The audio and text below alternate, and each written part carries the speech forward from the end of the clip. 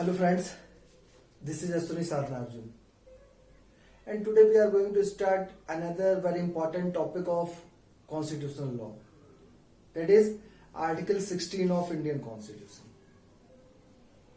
In our last lectures we have discussed Article 12, 13, 14 and 15, and today we will discuss the whole concept of Article 16. Article 16 of Indian Constitution provides that all citizens of India will have equal opportunity in the matter of public employment. Article 16 की अगर हम बात करें तो article 16 ये कहता है कि जितने भी सिटीजन हैं इंडिया के उन सभी को पब्लिक एम्प्लॉयमेंट यानी कि गवर्नमेंट जॉब में इक्वल अपॉर्चुनिटी मिलेगा। अब आर्टिकल 16 के कई पार्ट्स हैं, एक एक करके हम उसको डिस्कस करेंगे। आर्टिकल 16 रिजर्वेशन से रिलेटेड भी है, तो हम वो भी कॉन्सेप्ट देखेंगे, कुछ केस लॉ देखेंगे, कुछ कमीशन देखेंगे। मतलब रिजर्वेशन को लेके जो बहुत इंपॉर्टेंट टॉपिक है उसको हम आज डील करेंगे। तो स्टार्ट करते हैं आर्टिकल 16। आर्टिकल 16 में क्या क्या चीजें हमको पढ़नी है।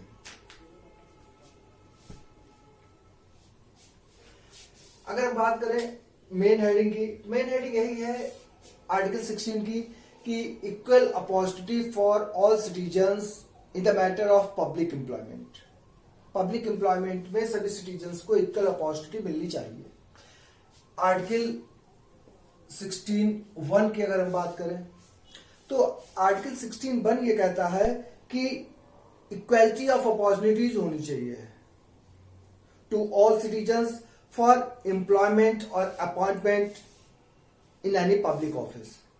यानी आर्टिकल 16(1) सीधे सीधे कहता है कि जितने भी सिटीजन्स हैं इंडिया के उन सभी को पब्लिक ऑफिस में एम्प्लॉयमेंट में जो गवर्नमेंट जॉब है उसमें इक्वल अपॉर्चुनिटी मिलनी चाहिए। तो 16(1) में ऐसा कोई टेक्निकल चीज नहीं है।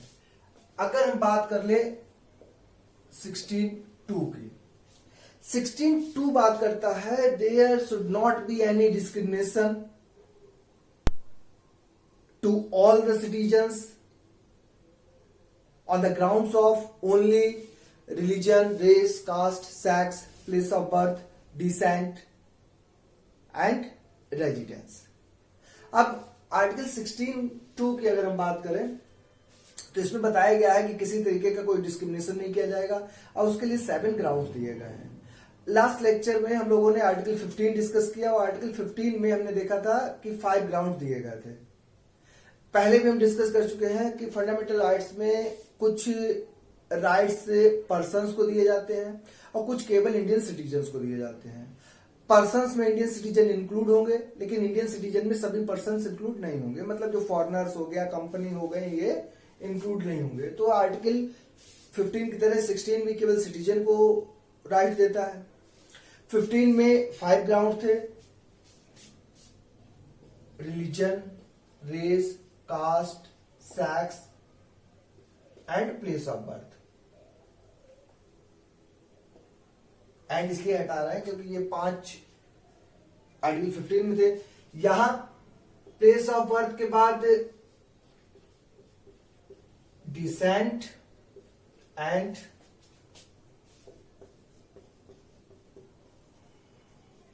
रेजिडेंस, ये 2 ग्राउंड और दिए गए हैं। मतलब there should not be any discrimination against all the citizens on the grounds of only religion, race, caste, sex, place of birth, descent and residence और any of them in the employment और appointment of public office.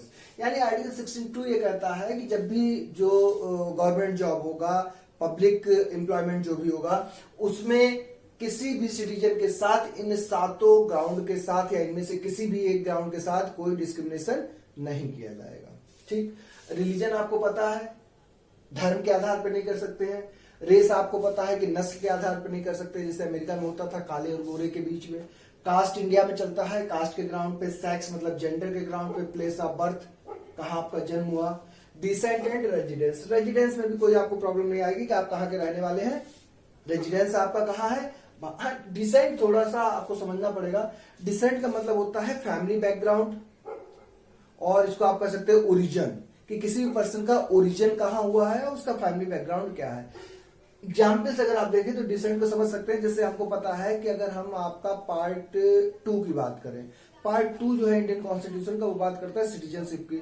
Citizenship by birth भी हो सकती है और कोई आके यहाँ का सिटीजनशिप ले भी सकता है। उस समय जैसे मान लीजिए कोई पर्सन पाकिस्तान का है और पाकिस्तान का कोई बंदा आके इंडिया के सिटीजन ले लिया। अब इंडियन सिटीजनशिप लेने के बाद वो सिटीजन तो इंडिया का हो गया, तो अब उसका सिटीजनशिप इंडियन हो गई, लेकिन उसका डिसेंट कहाँ है, डिसेंट उसका पाकिस्तान है, क्योंकि उसका ओरिजिन कहाँ हुआ, पाकिस्तान में हुआ। तो इस ग्राउंड पे, डिसेंट के ग्राउंड पे आप किसी के साथ कोई डिस्क्रिमिनेशन नहीं कर सकते। यानी कि ये 7 ग्राउंड दिए गए हैं जिन ग्राउंड्स पे आप किसी के साथ कोई डिस्क्रिमिनेशन नहीं करेंगे पब्लिक एम्प्लॉयमेंट में। 16(2) कहता है। 16(3) जो है एक एक्सेप्शन ही स्टार्ट होता है, आप कह सकते हैं it is an exception of article 16(1) and 16(2). अब 16(3) क्या कहता है, 16(3) ये कहता है कि अगर स्टेट को ऐसा लगता है, अगर स्टेट को जस्ट लगता है, रिजनेबल लगता है, तो वो क्या कर सकता है, किसी गवर्नमेंट जॉब में ये कंडीशन लगा सकता है कि उस जॉब के लिए उस पर्टिकुलर स्टेट का रेजिडेंस होना जरूरी है। मतलब 16(2) एक जनरल रूल की बात करता है कि रेजिडेंस के ग्राउंड पे आप किसी तरीके का कोई डिस्क्रिमिनेशन नहीं करेंगे, लेकिन 16(3) में तुरंत उसका एक्सेप्शन दे दिया कि रेजिडेंस के ग्राउंड पे आप डिस्क्रिमिनेशन कर सकते हैं, या अगर स्टेट को ऐसा लगता है कि एक कंडीशन लगानी चाहिए किसी भी पर्टिकुलर जॉब में रेजिडेंस को लेके, तो वो लगाई जा सकती है, वो वैलिड होगी। And that condition will not be the violation of article 16(1) and 16(2). वो 16(1) और 16(2) का वायलेशन नहीं होगा अगर ये कंडीशन लगा दी जाती है। एक्चुअली में ये रेजिडेंस वाला पोर्शन जो है, या ये कंडीशन जो है, पहले कुछ समय लगाई गई, फिर उसका रिपील कर दी गई। हाँ, आंध्रा में ये लगाई जाती है। अब आंध्रा से तेलंगाना अलग हो गया तो वहां भी ये भी प्रिवेल कर रही है, बाकी पूरे इंडिया में कहीं भी प्रिवेल नहीं कर रही है। तो 16(3) तो एक सीधा सीधा रेजिडेंस के ग्राउंड पे एक्सेप्शन की बात करता है। 16(4) भाई जैसे 15(4) रिजर्वेशन की बात करता था, 16(4) रिजर्वेशन की बात करता है। 15(4) रिजर्वेशन की बात करता था एजुकेशनल इंस्टीट्यूट में eight the time of admission. ऐसे 16(4) बात करता है रिजर्वेशन की पब्लिक एम्प्लॉयमेंट में, गवर्नमेंट जॉब में। अब ये रिजर्वेशन किसको दिया जाएगा, इन्होंने कहा कि जो बैकवर्ड क्लास है, बैकवर्ड क्लास के लिए रिजर्वेशन की बात की गई है 16(4) में। मतलब अगर स्टेट को लगता है कि बैकवर्ड क्लास के लिए कुछ प्रोटेक्टिव मेजर्स अपनाने हैं, फॉलो करने हैं, तो वो कर सकता है। और आर्टिकल 6 अगर ऐसा करता है तो ये आर्टिकल 16(1) और 16(2) का वायलेशन नहीं होगा। अब बैकवर्ड क्लास में आपको पता है कि SC एंड ST इंक्लूड रहेंगे, ठीक है, क्योंकि वो भी बैकवर्ड क्लास में ही आ गए। तो बैकवर्ड क्लास के लिए रिजर्वेशन की बात करता है। हाँ, एक चीज और यहाँ पे ध्यान रखनी है, जिसका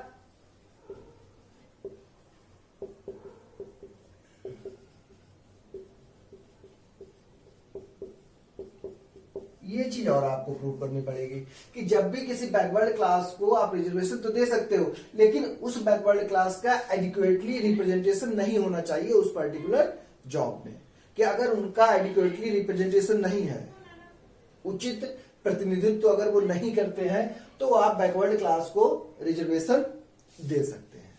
ठीक, इसके बात करें, अगर हम बात करें तो इसमें आर्टिकल है 16(4)A, 16(4)B, 16(5), 16(6), ये टोटल आर्टिकल हमारे हैं।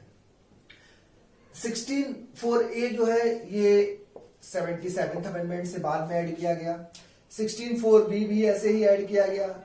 16(5) पहले से ही था, 16(6) बाद में ऐड किया गया। तो यहीं पर अगर हम देख लें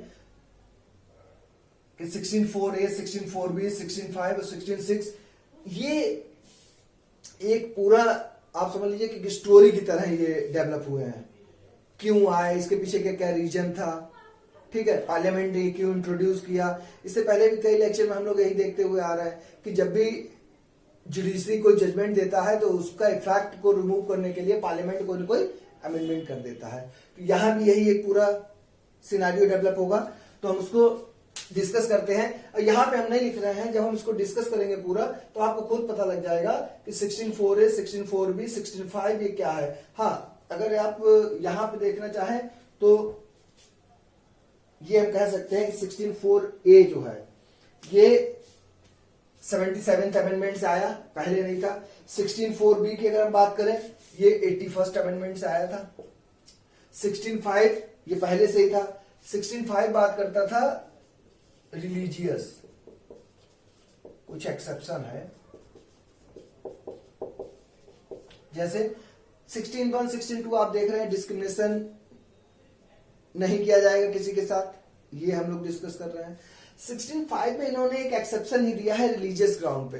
जैसे इनका ये कहना है कि कोई पर्टिकुलर इंस्टीट्यूशन, कोई संस्था ऐसी है जहां पे ये जरूरी है कि किसी पर्टिकुलर कास्ट के पर्सन का ही प्रेसिडेंट होना चाहिए, या किसी पर्टिकुलर कास्ट के ही लोग मेंबर हो सकते हैं, बाकी नहीं हो सकते हैं। अगर ऐसा कोई रिस्ट्रिक्शन लगाया जाता है तो वो वैलिड होगा और वो इन ग्राउंड्स का डिस्क्रिमिनेशन नहीं होगा। उसकी वजह क्या है, जैसे मान लीजिए कोई मठ है या कोई मंदिर है, तो उस मंदिर का पुजारी जो है अगर वो कहते हैं कि हम ब्राह्मण ही रखेंगे या हिंदू ही रखेंगे या हम इस पर्टिकुलर कम्युनिटी का ही रखेंगे, तो वो रखा जा सकता है। ऐसे मान लीजिए कोई ऐसा इंस्टीट्यूशन है जो मोहम्मडन्स का है, तो अगर वो कहते हैं कि इसका जो प्रेसिडेंट होगा या जो मेंबर्स होंगे वो केवल मोहम्मडन्स ही होंगे, तो वो वैलिड होगा और ये चीज जो है वो आर्टिकल 16(1) और 16(2) का वायलेशन नहीं माना जाएगा। ऐसे ही आर्टिकल 16(6) जो है ये अभी रिसेंटली 103rd अमेंडमेंट के थ्रू 2019 में ऐड किया गया, जिसमें मोदी जी ने अभी जो है वो इकोनॉमिक वीकर सेक्शन को, इकोनॉमिक वीकर सेक्शन को 10% रिजर्वेशन जो दिया है उसकी ये बात करता है। तो ये पूरा हमारा एक कॉन्सेप्ट हुआ कि ये बेयर प्रोविजन है कि आर्टिकल 16 कहता क्या है। अब हम स्टार्ट करते हैं इसको कि ये 4A 4B कैसे आए, रिजर्वेशन का कॉन्सेप्ट, गवर्नमेंट जॉब में क्या है पोजीशन। अब ये तो जो 16(4) था ये तो कॉन्स्टिट्यूशन जब बना उसी समय था, तो जब कॉन्स्टिट्यूशन बना उस समय 16(4) था और ये था कि बैकवर्ड क्लास को रिजर्वेशन दिया जा सकता है। कहां दिया जा सकता है, पब्लिक एम्प्लॉयमेंट में या अपॉइंटमेंट में। अब इसको लेके क्वेश्चन ये अराइज होता है कि बैकवर्ड क्लास आप मानोगे किसको, क्योंकि एससी और एसटी को लेके तो कोई डाउट नहीं था। एससी और एसटी तो क्लियर था कि ये कास्ट जो है वो एससी है, ये एसटी है। अब कौन बैकवर्ड होगा, अच्छा बैकवर्ड भी था वो ये देखना था कि सोशली एंड एजुकेशनली बैकग्राउंड पे बैकवर्डनेस देखनी थी। बैकवर्ड जो होगा वो कैसे किस ग्राउंड पे हमें देखना है, सोशली एंड एजुकेशनली। अब इसके लिए सबसे पहले एक कमीशन बनाया गया और उस कमीशन का नाम था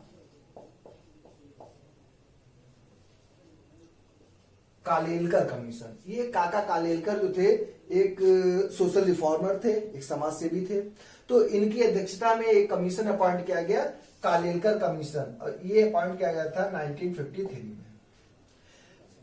एक आर्टिकल है 340। Article 340 gives the power to the president to appoint a commission to investigate the status or conditions of backward class। Article 340 जो है ये प्रेसिडेंट को एक पावर देता है कि वो कमीशन को अपॉइंट कर सकता है सोशल और एजुकेशनली बैकवर्ड क्लास के लिए, जिससे ये पता लग सके कि कौन जो है वो बैकवर्ड है, क्या उनकी कंडीशंस है, क्या स्टेटस है, और क्या उनको रिकमेंडेशन कमीशन दे सकता है कि इनकी क्या क्या रिक्वायरमेंट हो सकती है या इनको कैसे अपलिफ्ट किया जा सकता है। तो 1953 में आर्टिकल 340 का ही सहारा लेके काका कालेलकर एक कमीशन बना दिया गया। इसको काका कालेलकर कमीशन के नाम से भी जाना जाता है। इसने अपनी रिकमेंडेशंस दी, लेकिन ये रिकमेंडेशंस कभी भी इंप्लीमेंट नहीं की गई। जब इंप्लीमेंट नहीं की गई तो काका कालेलकर कमीशन हमारे लिए बहुत ज्यादा इंपॉर्टेंट भी नहीं है। The only importance of Kaka Kalelkar commission is that it was the first commission to investigate the conditions of backward class. ये फर्स्ट कमीशन था, इसलिए पूछ दिया जाता है। अब कालेलकर कमीशन के बाद जो पूरा ये स्टार्ट हुआ कॉन्सेप्ट, उसके लिए एक कमीशन अपॉइंट किया गया, मंडल कमीशन। मंडल कमीशन अपॉइंट किया गया 1979 में। ये 1 जनवरी 1979 को एक कमीशन बनाया गया इसी बात के लिए कि आप इन्वेस्टिगेट करो कि बैकवर्ड क्लास कौन कौन लोग हैं, उनको अपलिफ्टमेंट के लिए क्या क्या किया जा सकता है, कैसे उनको जो है वो हम मेन स्ट्रीम में लेके आए, क्योंकि एससी और एसटी को तो लेके कोई डिस्प्यूट था नहीं, उनको तो रिजर्वेशन मिल ही रहा था। तो मंडल कमीशन को जब ये अपॉइंट किया था, ये 1979 में मोरारजी देसाई की गवर्नमेंट थी। तो मोरारजी देसाई की गवर्नमेंट में जब प्राइम मिनिस्टर मोरारजी देसाई थे, तभी मंडल कमीशन अपॉइंट किया गया 1979 में। इसके बाद 31 दिसंबर 1980 को इसने अपनी रिपोर्ट दे दी।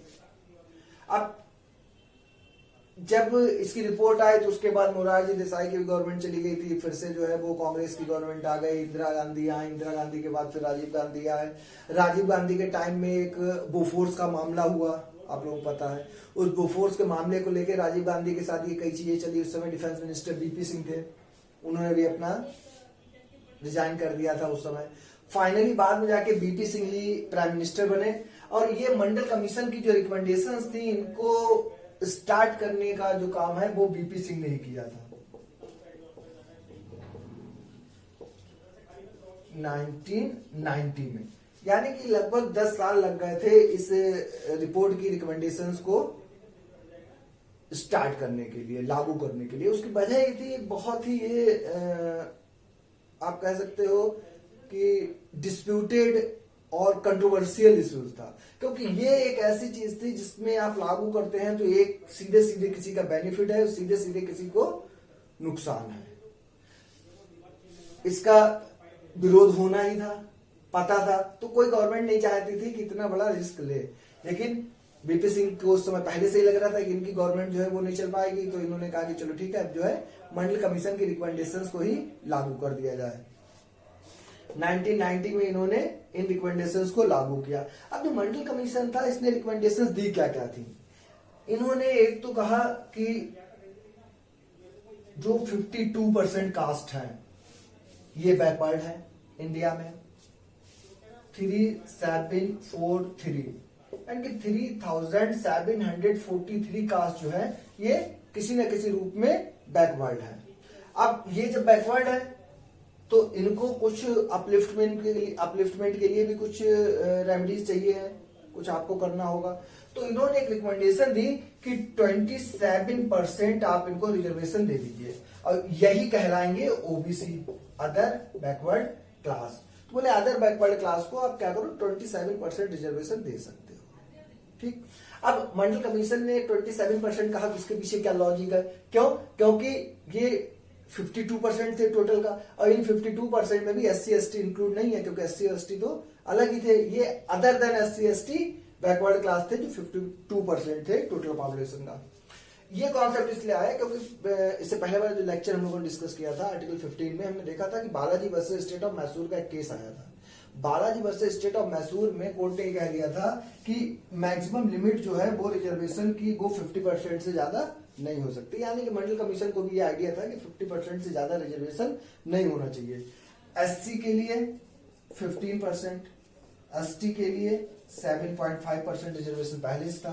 तो इन्होंने कहा कि ओबीसी को आप दे दो 17, टोटल कितना हो जाएगा 49.5। ये 50% बालाजी का जो सीलिंग है ये भी वैलिड बनी रहेगी। तो मंडल कमीशन ने ये अपनी रिपोर्ट दी थी, जिसको कि 10 इयर्स के बाद बीपी सिंह ने जो है वो लागू किया। और बीपी सिंह ने जब इसको लागू किया तो इन्होंने क्या किया कि 27% जो रिजर्वेशन था वो ओबीसी को देना स्टार्ट कर दिया। चलिए, ये तो बात हो गई मंडल कमीशन की। अब जैसे ही मंडल कमीशन ने इस रिपोर्ट को इंप्लीमेंट किया,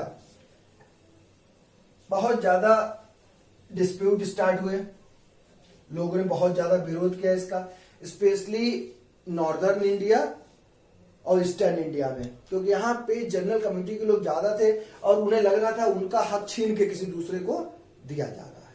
तो जब ये कंडीशंस आए तो इसका बहुत ज्यादा विरोध हुआ, और आपको पता है जब भी ये चीजें आती है तो ये मामला सेटल होने के लिए कहाँ जाएगा, कोर्ट में ही जाएगा। और कोर्ट में जब ये मामला गया तो उस केस को मंडल कमीशन के ही नाम से जाना गया, और ये मंडल कमीशन का केस जो था ये कहलाया इंदिरा साहनी।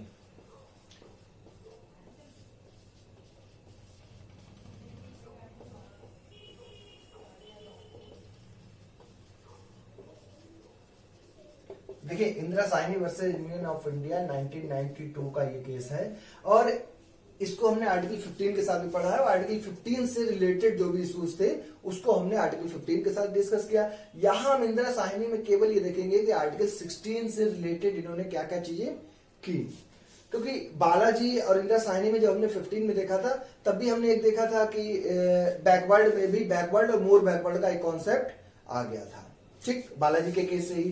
तो Indira Sawhney versus union of India ने जो पहला काम किया वो क्रीमी लेयर का एक कॉन्सेप्ट, ये हमने 15 के साथ डिस्कस किया है। अब क्रीमी लेयर का कॉन्सेप्ट क्या कहता है? क्रीमी लेयर के कॉन्सेप्ट में इन्होंने कहा कि देखिए जो भी बैकवर्ड क्लास है इसमें से क्रीम आप निकाल लीजिए। क्रीम निकालने मतलब है उस क्लास के, उस कास्ट के जो लोग एक इस पोजीशन में आ गए हैं कि उन्हें अब रिजर्वेशन की जरूरत नहीं है, वो पहले से ही बहुत सही पोजीशन में है, जैसे कोई अच्छी जॉब में आ गया है या किसी पास प्रॉपर्टी बहुत ज्यादा है, तो बोले आप उसको रिजर्वेशन देने की जरूरत नहीं है, क्योंकि ये रिजर्वेशन दिया किस लिए जा रहा है? अपलिफ्टमेंट के लिए। किसको? जिसका अपलिफ्टमेंट नहीं हुआ है या जिसका एजुकेटली रिप्रेजेंटेशन नहीं है। तो क्रीमी लेयर का कॉन्सेप्ट आ गया। क्रीमी लेयर का कॉन्सेप्ट आया केवल ओबीसी के लिए, ठीक, पहले भी हमने डिस्कस किया था। एससी और एसटी पे क्रीमी लेयर का कॉन्सेप्ट अभी भी एप्लीकेबल नहीं है।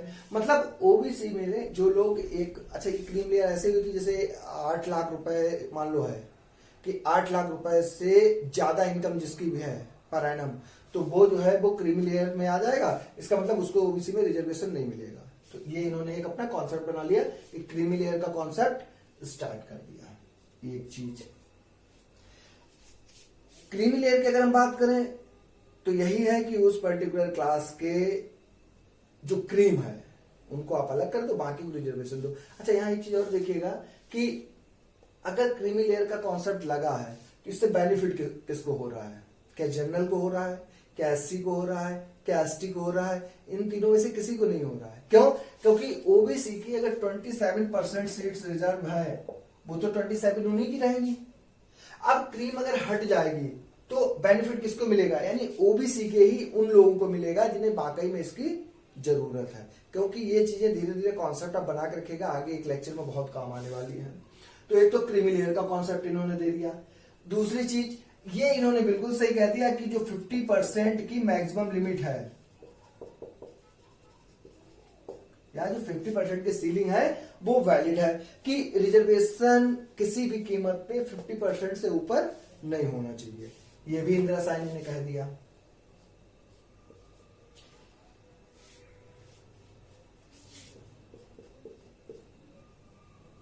नो रिजर्वेशन इन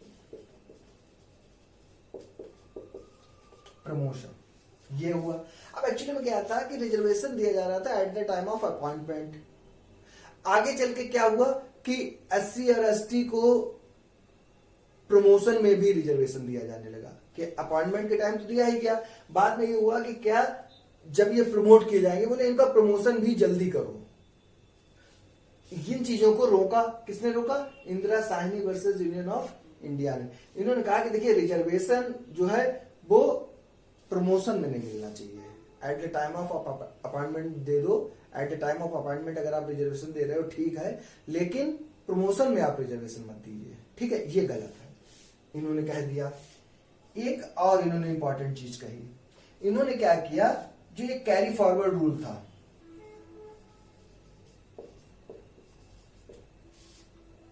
इसको इन्होंने वैलिड कर दिया। व्हाट 50% की सीलिंग के साथ। इसको थोड़ा समझिए। पहले तुम यही समझे कि कैरी फॉरवर्ड रूल है क्या। कैरी फॉरवर्ड रूल ये है, मान लीजिए 2020 में 100 वैकेंसी आई कहीं पे, और उन 100 वैकेंसी में से फॉर एग्जाम्पल एससी की 15 सीट्स हो गई। ठीक, अब 2020 में ये जो 15 सीट एससी की थी, इसमें से केवल 10 ही भरी और 5 जो है वो वैकेंट रह गई। मतलब ये 5 सीट्स जो है इसको कैंडिडेट नहीं मिले और ये रह गई वैकेंट। तो कैरी फॉरवर्ड का मतलब होता है कि आगे लेके जाना। तो एक ये कॉन्सेप्ट स्टार्ट हुआ। अब मान लीजिए दोबारा 2021 में फिर एग्जाम्पल में हमने ले लिया कि 100 ही वैकेंसी आई। 100 वैकेंसी में फिर से एससी की कितनी होंगी, 15 ही होंगी, बाकी ओबीसी की होंगी, एसटी की होंगी, जनरल की होंगी, ऐसे करके हो गया। अब कैरी फॉरवर्ड रूल ये कहता था कि ये 100 वैकेंसी तो रहेंगी ही रहेंगी, बाकी ये 5 वैकेंसी जो लास्ट में फुलफिल नहीं हो पाई थी, ये भी आप कैरी फॉरवर्ड कर लो। यानी कि अब वैकेंसी एससी की कितनी हो जाएंगी, 15 + 5, यानी कि एससी को वैकेंसी कितनी मिलेगी, 20। टोटल वैकेंसी कितनी हो जाएंगी, 105। ये था कैरी फॉरवर्ड रूल कि पुरानी कोई भी वैकेंसी अगर वो वैकेंट रह गई है, नहीं भर पाई है किसी वजह से, तो उस वैकेंसी को अगली वैकेंसी में आप ऐड कर दो। ये कैरी फॉरवर्ड का एक रूल था। एक केस आया Devadasan versus union of India. यहीं पे आप लिखिए, एक केस आया देवदासन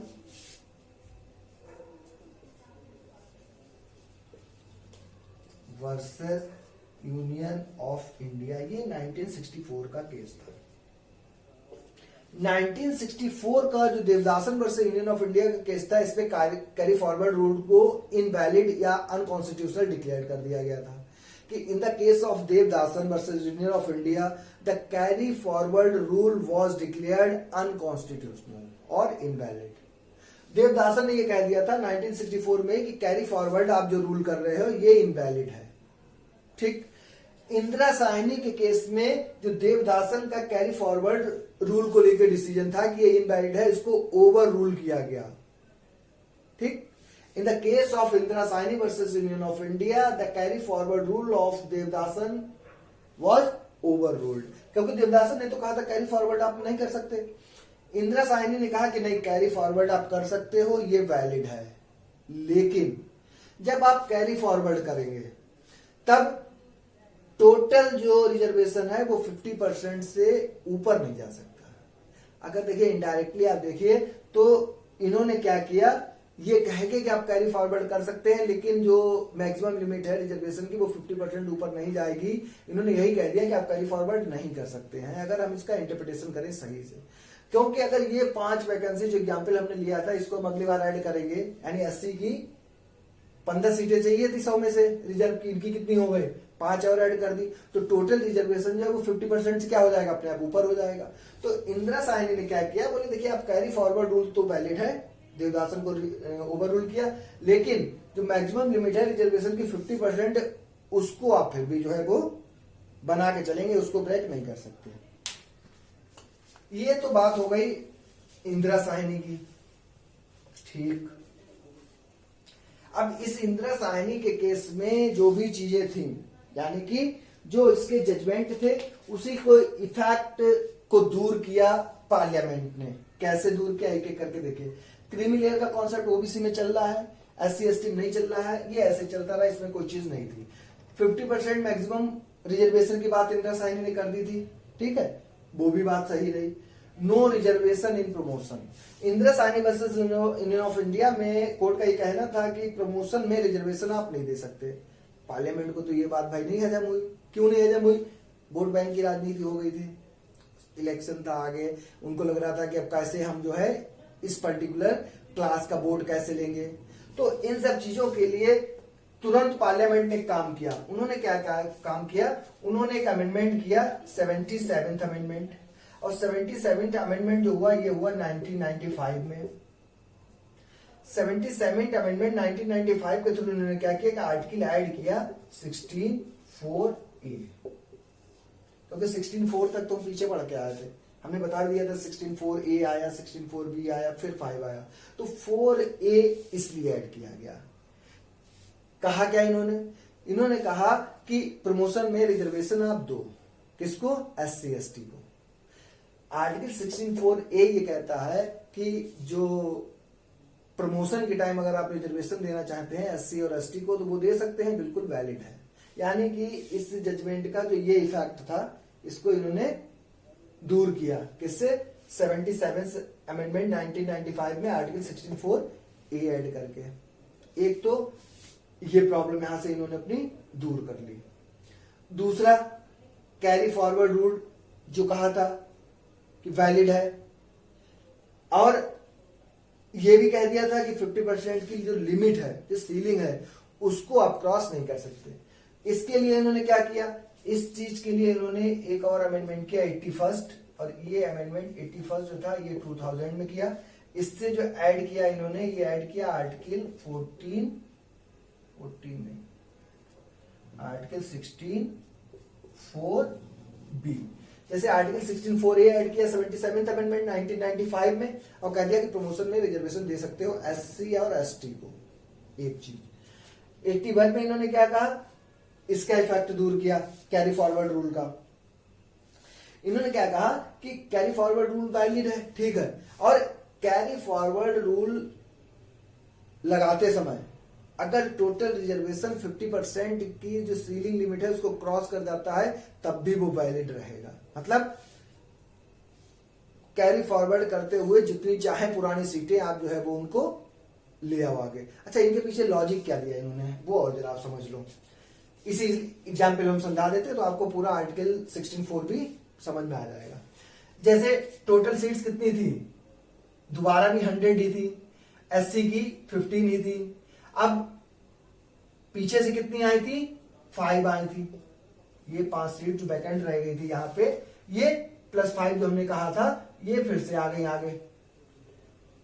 अब एक्चुअली में तो ये है कि ये उसी वैकेंसी में ऐड की गई है, तो इंदिरा साहनी ने यही कहा था कि इनको जब आप ऐड करोगे तो 50% की लिमिट नहीं क्रॉस होनी चाहिए। इन्होंने नया कॉन्सेप्ट ले आया जो 16(4)(b) में इन्होंने कहा। 16(4)(b) में इनका ये कहना था कि जो भी सीटें आगे कैरी फॉरवर्ड होके आएंगी, उनको आप उन टोटल सीट्स में काउंट ही मत कीजिए, वो तो अलग सीटें हैं। मतलब 100 ये है एंड प्लस ना लगाओ, 5 ये है, बोले आप ऐसे कर लो तो 50% की सीलिंग का मतलब ही खत्म हो जाएगा। बोले कोई दिक्कत नहीं है। ये एक आर्टिकल 16(4)(b) करके कैरी फॉरवर्ड रूल को लेके एक कॉन्सेप्ट आ गया। ये दोनों चीजें हमने यहां पे इसलिए लिख दी जिससे आप इंदिरा साहनी के साथ उसको कंपेयर कर सके। अब हम देखिए इसको फिर से बताते हैं आपको ये चीजें कैसे डेवलप हुई आगे। 77 में इन्होंने ये तो कह दिया कि प्रमोशन में रिजर्वेशन दिया जा सकता है SC ST को, और 77th अमेंडमेंट कब हुआ था? 1995 में, और इससे आर्टिकल 16(4)(a) ऐड किया गया, और ये कहा गया कि reservation in promotion is valid, ठीक कह दिया गया। लेकिन जब ये बात 16(4)(a) में ऐड कर दी गई कि प्रमोशन में रिजर्वेशन आप दे सकते हैं, उसके साथ क्या हुआ कि एक कुछ डिस्प्यूट्स अराइज होना स्टार्ट हो गए, कुछ प्रॉब्लम्स आना स्टार्ट हुई। उन प्रॉब्लम्स का कोर्ट ने कुछ सोल्यूशन बताया जिससे कुछ नई चीजें निकल के आई। जैसे 2 केस हुए। एक केस हुआ union of India versus Birpal, ये शायद है 1995 का केस। बीरपाल सिंह 1995 का ये केस आया। इसी के साथ एक अजीत सिंह का केस आ गया, Ajit Singh versus state of Punjab.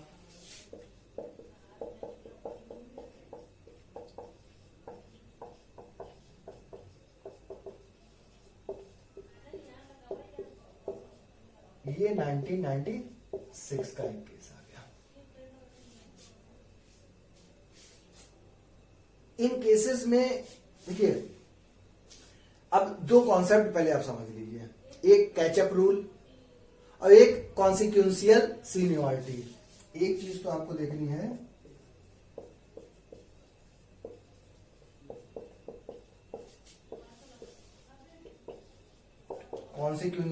Consequential seniority, और एक आपको देखना है कैचअप रूल। इनको समझिए तब आपको आगे ये कॉन्सेप्ट समझ में आएगा। कॉन्सिक्वेंशियल सीनियरिटी और एक कैचअप रूल।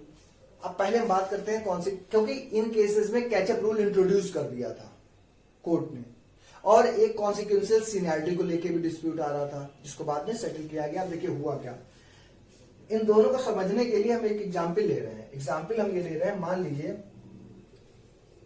2020 और 2021, एक पर्सन है ए, एक पर्सन है बी। मतलब ए और बी की ज्वाइनिंग हुई एक ही पोस्ट पर, एक किसी जॉब में। मान लो किसी भी जॉब में ए की भी ज्वाइनिंग हुई और बी की भी ज्वाइनिंग हुई।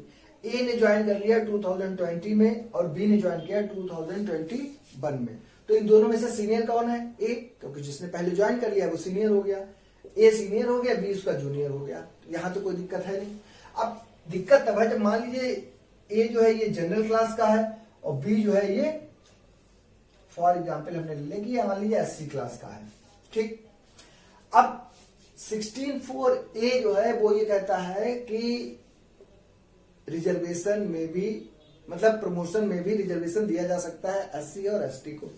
तो उस रूल का फायदा उठाते हुए बी जो है ये प्रमोट हो गए। मान लीजिए ये प्रमोट हो गए 2024 में। ठीक, अब जैसे ही बी प्रमोट होंगे तो ये जो है इससे ऊंची पोस्ट पे जाएंगे, और जब ये ऊंची पोस्ट पे जाएंगे तो अब ए और बी में से सीनियर कौन हो जाएगा? बी सीनियर हो जाएगा, क्योंकि जो बंदा ऊपर की पोस्ट पे है, भाई जब तक आप सेम पोस्ट पे थे तब तो जो पहले ज्वाइन हुआ वो सीनियर है, लेकिन जब आप उसके बॉस ही बन गए हैं तो सीनियर कौन हो गया? बी हो गया। ये कहलाता है कॉन्सिक्वेंशियल सीनियरिटी। मतलब एक सीनियरिटी जो किसी कॉन्सिक्वेंस की वजह से हुई है। अब वो कॉन्सिक्वेंस क्या है? ये आर्टिकल 16(4)A की वजह से इनको जल्दी प्रमोशन मिल गया, इसके लिए अब ये क्या हो गया? सीनियर हो गया। तो ये तो हो गया कॉन्सिक्वेंशियल सीनियरिटी कि ये कॉन्सिक्वेंशियल सीनियरिटी भी इनको मिलेगी। एक चीज ये हो गई। यहीं पे कोर्ट ने क्या किया, इन दोनों केसेस में, union of India versus Veerpal Singh में और Ajit Singh versus state of Punjab 1996 case में, इन्होंने एक रूल अप्लाई कर दिया, कैचअप रूल। अब कैचअप रूल क्या है उसको इसी एग्जाम्पल आप समझिए जरा। 2024 में बी प्रमोट हो गया, ए का सीनियर भी हो गया, कोई बात नहीं। 2025 में ए का भी प्रमोशन हो गया। ठीक, अब 2025 में जब ए का प्रमोशन हुआ तो ए और बी अब दोनों क्या आ गए? सेम पोस्ट पे आ गए, क्योंकि इसका प्रमोशन हो गया, इसका प्रमोशन हो गया। अब ये बॉस था इसलिए सीनियर बना था, लेकिन अब जो दोनों एक ही पोस्ट पे आ गए तो बॉस की वजह से तो सीनियर अब बना ही नहीं सकता, क्योंकि इन दोनों में से कोई बॉस नहीं है, दोनों सेम पोस्ट पे है, दोनों का प्रमोशन हो गया।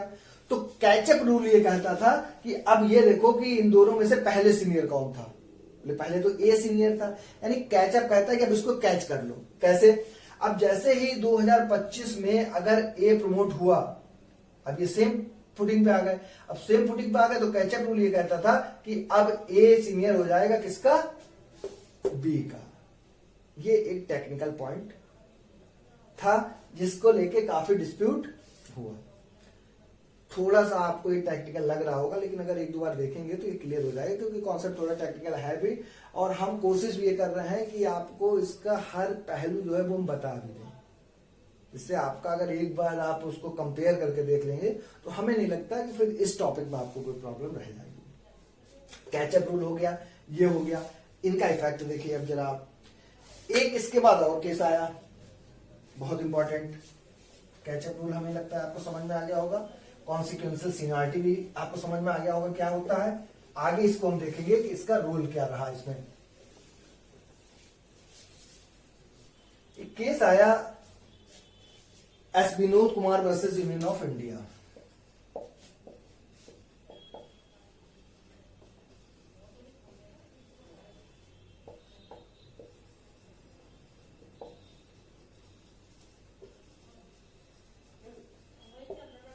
S Vinod Kumar versus union of India का एक केस आया। इस केस में एक बहुत ही इंटरेस्टिंग जजमेंट दे दिया सुप्रीम कोर्ट ने। क्यों? क्योंकि इससे पहले आपने देखा कि 77th अमेंडमेंट से ये आ चुका था कि प्रमोशन में रिजर्वेशन एससी और एसटी को दिया जाएगा। S Vinod Kumar versus union of India में इन्होंने क्या कह दिया कि no reservation in promotion. Ground क्या दिया? Due to article 335 of Indian constitution. Vinod Kumar versus union of India में सुप्रीम कोर्ट ने कह दिया कि देखिए प्रमोशन में रिजर्वेशन नहीं दिया जाएगा। क्यों नहीं दिया जाएगा या क्यों नहीं दिया जा सकता? बोले आर्टिकल 335 की वजह से। अब हमें यह भी पता होना चाहिए कि आर्टिकल 335 कहता क्या है।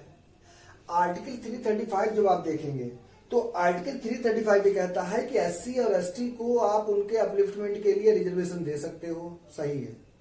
लेकिन रिजर्वेशन देते समय एक वर्ड उन्होंने यूज किया, एडमिनिस्ट्रेटिव एफिशिएंसी।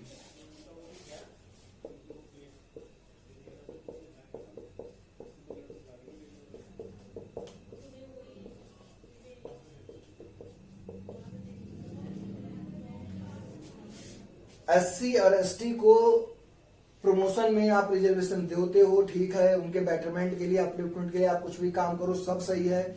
उनको आप अपॉइंटमेंट के समय, केवल प्रमोशन में नहीं, किसी भी समय आप उनको ये सब कोई भी रेमेडी दो, सब बढ़िया है। लेकिन इनका कहना था कि ये करते हुए एडमिनिस्ट्रेटिव एफिशिएंसी ब्रीच नहीं होनी चाहिए, यानी कि एडमिनिस्ट्रेटिव एफिशिएंसी इफेक्टिव नहीं होनी चाहिए जब भी आप एससी या एसटी को कोई बेनिफिट देते हो। अब ये आप भी समझ सकते हैं कि अगर किसी के लिए आप कुछ सीटें पर्टिकुलर जो है वो रिजर्व कर देंगे, कोटा अगर किसी को दे देंगे, तो एडमिनिस्ट्रेटिव एफिशिएंसी कहीं ना कहीं जो है वो इफेक्टिव होगी ही होगी। तो इन्होंने कहा कि नहीं, आप प्रमोशन के टाइम अगर ये सब कर रहे हो तो इससे एडमिनिस्ट्रेटिव एफिशिएंसी जो है वो डिस्टर्ब हो रही है, ब्रीच हो रही है, और ये आर्टिकल 335 का वायलेशन है जो कि हर कीमत पे फॉलो होना चाहिए।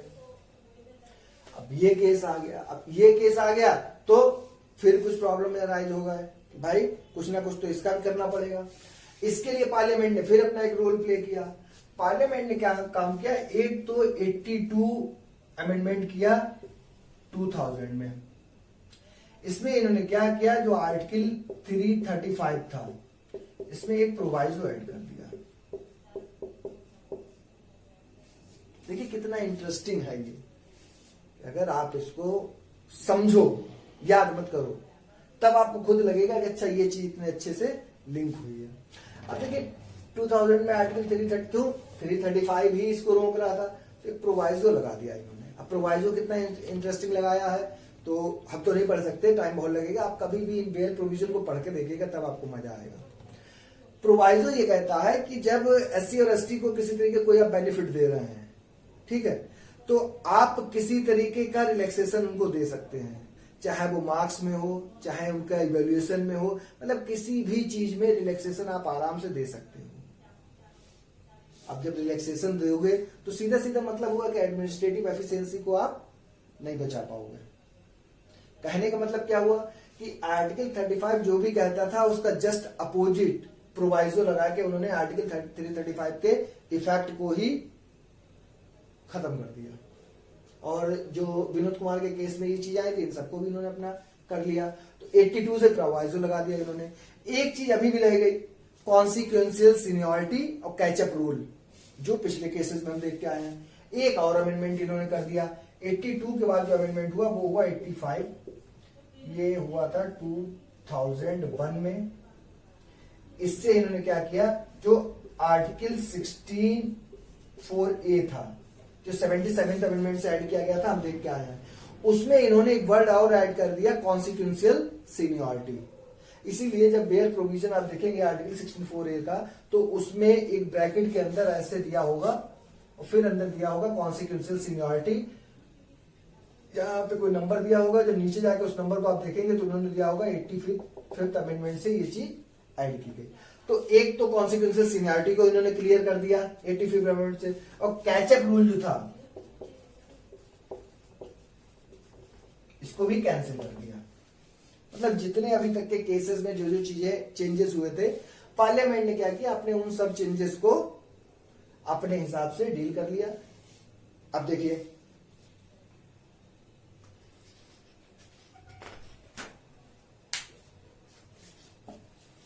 ये लेक्चर थोड़ा बड़ा भी होने जा रहा है क्योंकि इस पूरे टॉपिक को बहुत ही डिटेल में हम डील कर रहे हैं, इसलिए थोड़ा पेशेंस रखिए और जब भी इसको देखिए तो बेयर प्रोविजन को पहले पढ़िए। जैसे अगर आपने बाहुबली देखी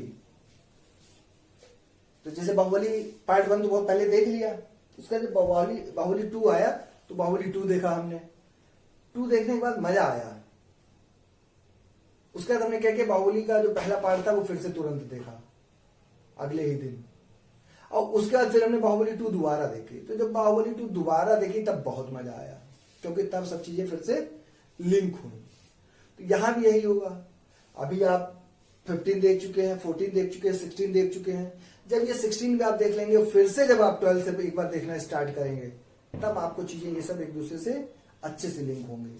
अब देखिए पार्लियामेंट ने कितने अमेंडमेंट कर दिए, 77, 81, 82 और 85। 77 से आर्टिकल 64A ऐड हुआ, 81 से 4B, 82 से प्रोवाइजो लगा दिया 335 में, और 85 से कॉन्सिक्वेंशियल सीनियरिटी और कैचअप रूल की बात हुई।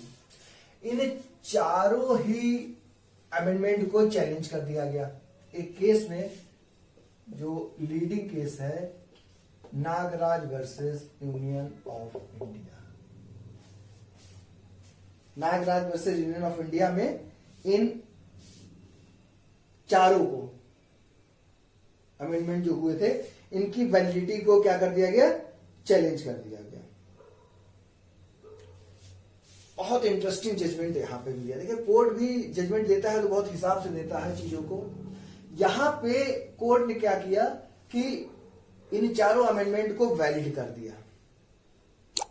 क्यों? क्योंकि वैलिडिटी यही देखनी थी इन चारों ही अमेंडमेंट की कि क्या पोजीशन है। अब एक मिनट पानी पी लेते हैं फिर स्टार्ट करते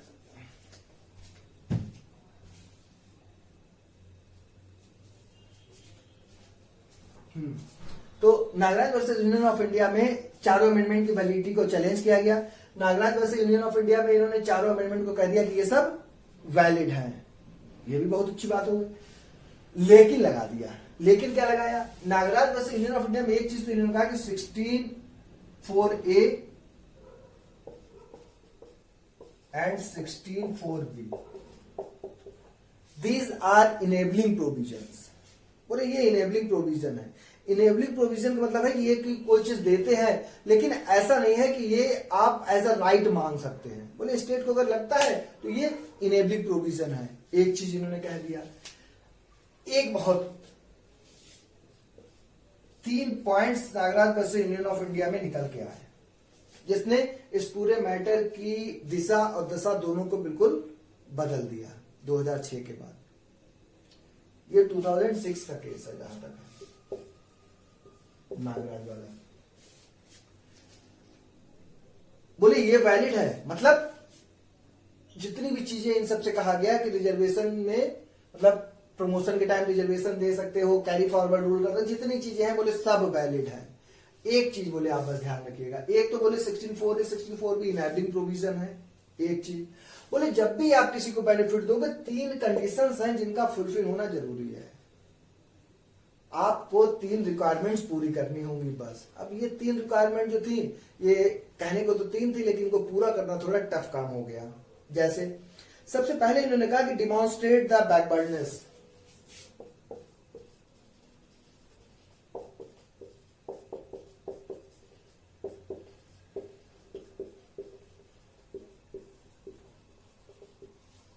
बोले आप पहले ये क्लियर कट बताओ कि ये बैकवर्ड है, ठीक, उनकी बैकवर्डनेस को आप डिमॉन्स्ट्रेट करो, एक चीज।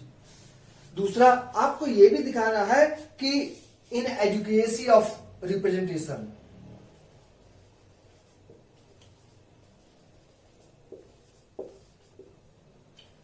कि इनका एडुकेट रिप्रेजेंट नहीं है किसी जॉब में, इसलिए आप जो है वो इनको ये बेनिफिट दे रहे हो। तो एक तो उनकी बैकवर्डनेस को आपको डिमॉन्स्ट्रेट करना है। दूसरा, आपको ये दिखाना है कि इन एडुकेसी है रिप्रेजेंटेशन में। सबसे इंपॉर्टेंट चीज जो हम आर्टिकल 335 की बात कर रहे थे, एडमिनिस्ट्रेटिव एफिशिएंसी, जब भी आप बेनिफिट दोगे तो ये एडमिनिस्ट्रेटिव एफिशिएंसी ब्रेक नहीं होनी चाहिए, इसका ब्रीच नहीं होना चाहिए, इसका वायलेशन नहीं होना चाहिए, यानी आपको हर हाल में ये एडमिनिस्ट्रेटिव एफिशिएंसी को बना के रखना पड़ेगा। अब इस केस का इफेक्ट क्या हुआ कि आगे चल के जब भी किसी स्टेट ने किसी तरीके का कोई रिजर्वेशन दिया, चाहे वो प्रमोशन में ही दिया गया हो या ये दिया गया, तो उस समय मेन क्या हो गया कि इन 3 ग्राउंड पे ज्यादातर कोर्ट ने क्या किया, अगर चैलेंज होकर आया कोर्ट के पास वो चीज, तो कोर्ट ने उसको स्टेप डाउन कर दिया, बोले नहीं ये वैलिड नहीं है। वैलिड क्यों नहीं है? क्योंकि बैकवर्डनेस को डिमॉन्स्ट्रेट करने का जो डाटा है वो डाटा को स्टेट दे ही नहीं पा रहा है। कोर्ट बार बार कह रहा है कि आप हमें डाटा अवेलेबल कराइए, तभी तो हम जो है वो बता पाए कि इनकी बैकवर्डनेस की पोजीशन क्या है। एक तो ये प्रॉब्लम आ रही थी, और एडमिनिस्ट्रेटिव एफिशिएंसी को कैसे आप दिखा पाओगे कि ये ब्रेक हो रही है, मेंटेन है, ये भी एक बहुत बड़ा इशू था।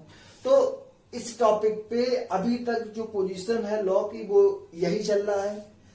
आगे कई केसेस आए, जैसे कि हमने बताया कि कई केसेस में इन चीजों को स्टेप डाउन किया गया और कई केसेस आते रहे। अभी तक कोई एक इसके बाद रूल इस पे सेटअप नहीं हो पाया है। अच्छा, एक और प्रॉब्लम आ गई आगे चल के। अगर आप देखिए जैसे 16(4) है, 16(4) भी ये हो गया। 16(5) क्या बात करता था, रिलीजियस मैटर में एक एक्सेप्शन था, अगर कोई रिलीजियस इंस्टीट्यूट है तो उसके लिए जो हमने डिस्कस किया स्टार्टिंग में वो हो गया, उसमें कोई डाउट है नहीं। उसके बाद जो 103rd अमेंडमेंट से आर्टिकल 16(6) ऐड किया मोदी जी ने और 10% रिजर्वेशन दे दिया उन्होंने इकोनॉमिक वीकर सेक्शन को। इकोनॉमिक वीकर सेक्शन का मतलब है कि इसमें वो लोग आएंगे जो जनरल क्लास के हैं, यानी कि SC, ST और OBC को छोड़ के जो लोग हैं उनको 10% इकोनॉमिक ग्राउंड पे रिजर्वेशन दिया गया। अब 49.5 तो पहले ही था, 10% ये हो गया, तो टोटल कितना हो गया, 59.5 हो गया, मतलब 50% की लिमिट भी क्रॉस चल रही है। तो इन डिस्प्यूट्स में कई केसेस आए, यहां पे 2 केस हम डिस्कस कर रहे हैं आपके साथ केवल, उसको आप ध्यान रखिएगा।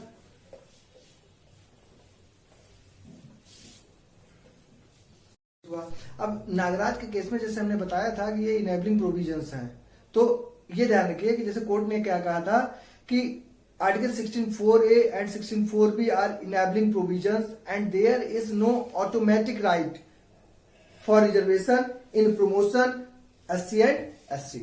मतलब SC और ST के लिए जब रिजर्वेशन मिलेगा प्रमोशन में, तो बोले आर्टिकल 16(A), 16(4)A और 16(4)B ये देते तो हैं, लेकिन ये उनका राइट नहीं है, ये इनेबलिंग प्रोविजंस हैं। इसका जैसे कि हमने आपको बताया कि नागराज के केस के बाद जो 3 पॉइंट्स नागराज ने दे दिए थे कि एक तो डिमॉन्स्ट्रेट करना, दूसरा ये देखना है कि उनका एडिक्वेट रिप्रेजेंटेशन नहीं है, उसके बाद तीसरा जो पॉइंट था कि एडमिनिस्ट्रेटिव एफिशिएंसी को मेंटेन करना।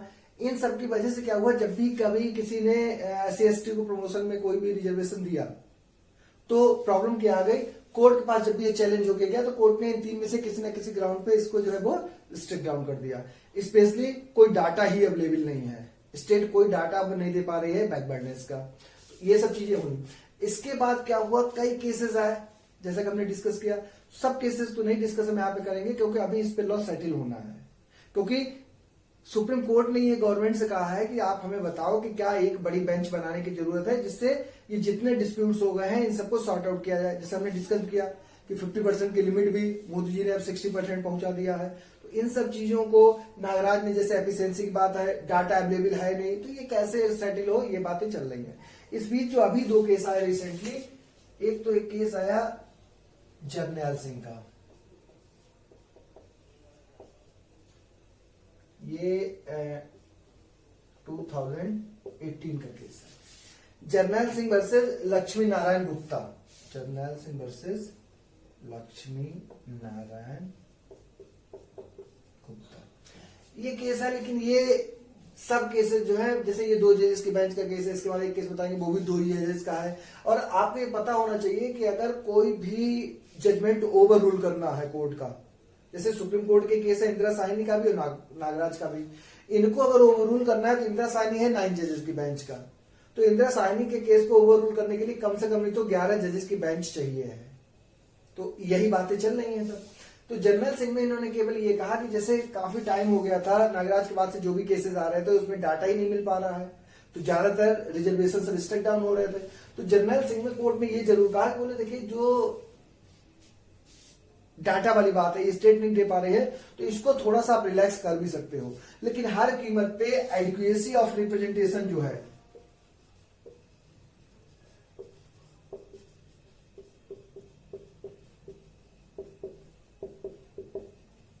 इसको फॉलो करना पड़ेगा आपको जब आप इनको रिजर्वेशन देंगे, ये चीज। इसके बाद एक बहुत इंटरेस्टिंग केस आया रिसेंटली अभी, उसमें चीजें तो सब पुरानी ही है लेकिन क्लियर कट बहुत इंटरेस्टिंग चीजें कोर्ट ने कह दी। ये केस है Mukesh versus state of Uttarakhand. यहां क्या हुआ, उत्तराखंड में पीडब्ल्यूडी ऑफिस में इंजीनियर्स का प्रमोशन होना था, और गवर्नमेंट ने क्या किया, जब प्रमोशन किया तो एससी और एसटी को किसी तरीके का रिजर्वेशन नहीं दिया प्रमोशन में।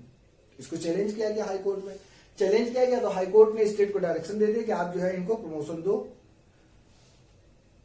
केस सुप्रीम कोर्ट में चला गया, केस जब सुप्रीम कोर्ट में गया तो सुप्रीम कोर्ट ने गाइडलाइन दी, ये केस गया अंडर आर्टिकल 32 में, और आर्टिकल 32 में तब जाता है जब फंडामेंटल राइट्स का वायलेशन हो। यहां पे कोर्ट ने कई चीजें कहा, जैसे कि नागराज में भी उन्होंने कह दिया था कि ये इनेबलिंग प्रोविजन है।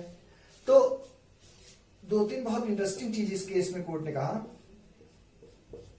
पहली बात तो कहा उन्होंने कि रिजर्वेशन इज नॉट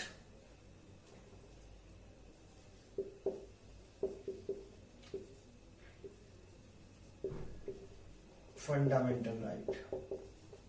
रिजर्वेशन आपका कोई फंडामेंटल राइट नहीं है, इनेबलिंग प्रोविजन है ये सब। क्योंकि देखिए एक्सेप्शन है ये रिजर्वेशन, जनरल रूल यही करता है बात इक्वालिटी की, और वहां दिया भी है, जैसे 15(3) में वुमेन एंड चिल्ड्रन के लिए दिया गया है। तो उन्होंने कहा कि स्टेट को अगर ऐसा लगता है, यहां भी यही कहा गया है कि अगर स्टेट अपलिफ्ट करना चाहती है तब वो ऐसा कर सकती है, और अगर स्टेट ऐसा करती है तो ये वायलेशन नहीं होगा। ये अलग चीज है। एक तो उन्होंने कहा कि फंडामेंटल राइट नहीं है, ये कह रहे थे कि आप मैंडामस इश्यू करो स्टेट को कि वो रिजर्वेशन दे। तो कोर्ट ने कहा कि नो मैंडामस, ये भी एक रिट होती है आपको पता है, कैन बी इश्यूड। किस बात के लिए, भाई इनको रिजर्वेशन दो, टू गिव द रिजर्वेशन। आगे इन्होंने कहा कि स्टेट को आप बाउंड नहीं कर सकते, state is not bound to provide the reservation. बोले देखिए ये सब चीजें मुकेश के केस में, अभी ये है 2020 का केस। कहने का मतलब ये है कि इस पॉइंट पे अब टाइम लगभग आ रहा है कि लॉ को सेटल करने की जरूरत है, और यही है कि एक लार्जर बेंच बैठाल के और ये सब चीजें जो है वो क्लियर की जाए, या पार्लियामेंट अपना कोई ऐसा लॉ बनाए जिससे कि इन सब डाउट्स को क्लियर कर दे। क्यों? क्योंकि अब इकोनॉमिक वीकर सेक्शन को इन्होंने स्टार्ट किया। जैसे अगर हम बात करें, मोदी जी ने जो 2019 में जनरल को 10% इकोनॉमिक बेस पे जो रिजर्वेशन दिया है, उसके बाद ये जो मैक्सिमम लिमिट है वो 59.5 हो गई है। कई स्टेट में तो और ज्यादा तक दिया जा रहा है, 85 तक, 69, 79 ऐसे चल रहा है। तो इस पे हम देखते हैं कि किसी जजमेंट में क्या चीज आती है, जो करंट पोजीशन है वो यही है जो अभी तक चल रहा है। हम लोगों ने इस पे आर्टिकल 12 से स्टार्ट किया था। 12, 13, 14, 15, 16 ये आर्टिकल हमने हम कवर कर लिए हैं, जिन्हें आप देख सकते हैं। लेकिन 15 और 16 में भी हमने केवल जो कॉन्स्टिट्यूशनल प्रोविजन है उनको डिस्कस किया है। हमने ये बिल्कुल नहीं डिस्कस किया है कि क्या रिजर्वेशन देना सही है या गलत है, दिया गया था तो कॉन्स्टिट्यूशन में क्यों दिया गया था, क्या सही पर्पज के साथ दिया गया था लेकिन बाद में इसमें कुछ कमियां आई हैं, किसके लिए ये फायदेमंद है। तो एक बहुत ही कंट्रोवर्शियल ये डिस्प्यूट है, लेकिन फिर भी जो है इस पे काफी दिनों से हम एक काम कर रहे हैं। और अगला लेक्चर वो केवल रिजर्वेशन पे ही आपको मिलेगा, जिसमें आप देखेंगे कि रिजर्वेशन कहां तक सही है, कहां तक गलत है, देश के इंटरेस्ट पे है या नहीं है, और आगे नेशनल इंटरेस्ट में क्या क्या इसमें चेंजेस किए जा सकते हैं। तो एक ऐसा लेक्चर होगा जिसपे आप कई ऐसे पॉइंट्स होंगे जिसपे आप एग्री नहीं करेंगे। तो जहां जहां आप एग्री नहीं करेंगे तो आप हमें सजेशंस अपने दीजिएगा, और जो हमें ठीक लगेंगे तो उसको हम जो है अपने नेक्स्ट लेक्चर में ऐड ऑन करेंगे। तो ये आर्टिकल 16 है हमारा। इसको जब भी देखिएगा, टेक्निकल है काफी, तो बेयर एक्ट को साथ में जरूर रखिएगा। जैसे हमने बताया है ऐसे ही बिल्कुल आप इसको बना लीजिए। तो उम्मीद यही है कि आपको अच्छे समझ में आ जाएगा। घर पे रहिए, सेफ रहिए, सब्सक्राइब कीजिए, और अगर आपको समझ में आ रहा है तो अपने फ्रेंड के साथ इसको शेयर कीजिए। Thanks a lot.